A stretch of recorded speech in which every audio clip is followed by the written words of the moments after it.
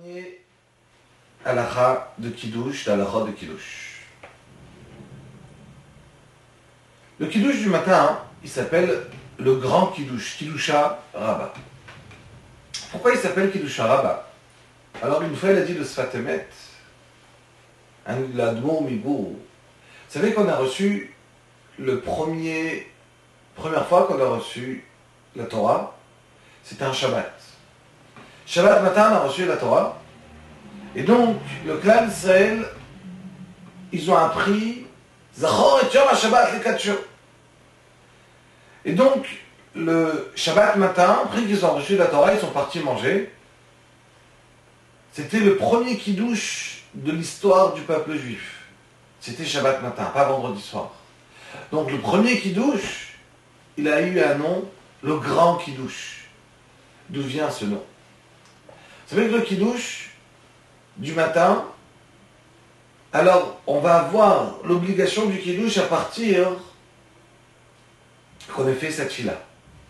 Avant qu'on ait fait cette fila, il n'y a aucune obligation du Kiddush.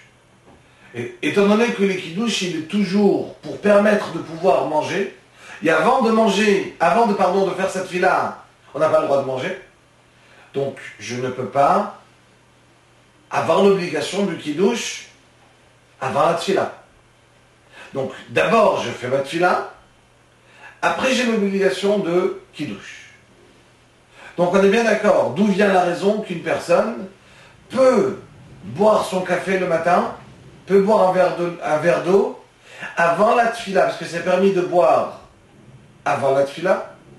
Donc, il n'a pas besoin d'écouter le Kiddush pour pouvoir boire son verre de café. Mais après qu'il ait déjà fait shacharit, étant donné qu'il a déjà le droit de manger, même s'il n'a pas encore fait moussaf, c'est déjà interdit de boire un verre d'eau, de boire son café. Même si c'est que de l'eau, c'est assourd. Car il a déjà le droit de manger, donc il est obligé déjà de faire kiddush.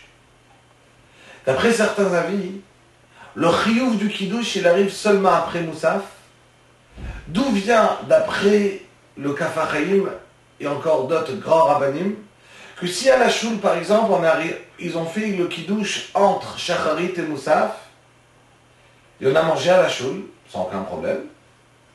Après qu'on ait fait moussaf, il faut écouter une deuxième fois le kiddush, car le moussaf va rendre chayav le kiddush encore une fois. Donc, il faut faire très attention, toujours, de ne pas boire même de l'eau avant le kiddush du matin. Pour finir, donc c'est magnifique à la route de kiddush, je veux dire juste un pshat, un pirouche du Chafetz Chaim. Le Chafetz Chaim l'avait expliqué, on dit dans les mizmorim de Shabbat, Kol mekadesh shevi'i karaoui lo, Kol shomer Shabbat kadat bechalelo. Tout celui qui garde le Shabbat, Karaoui, bien, vraiment bien. Il garde le Shabbat avec beaucoup d'amour, à la manière qu'il faut le faire. Il y a un deuxième style de personne. Quand le shomer Shabbat, Kadat, Mechalelo.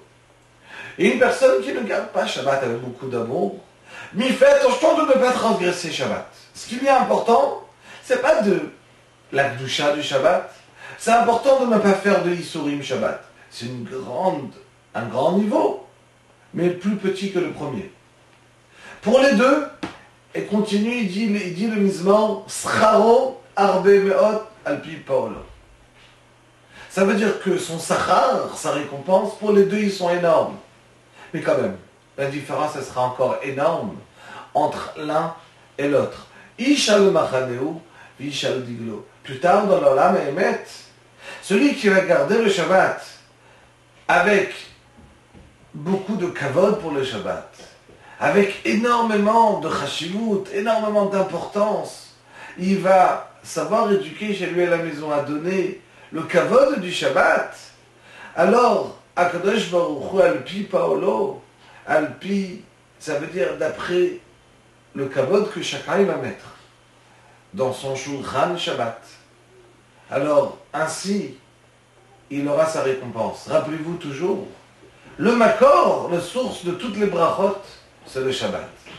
le plus important, le Shabbat, c'est le témoignage qu'Akadosh Baruch Hu, il a créé le monde. Kol tu Shabbat Shalom.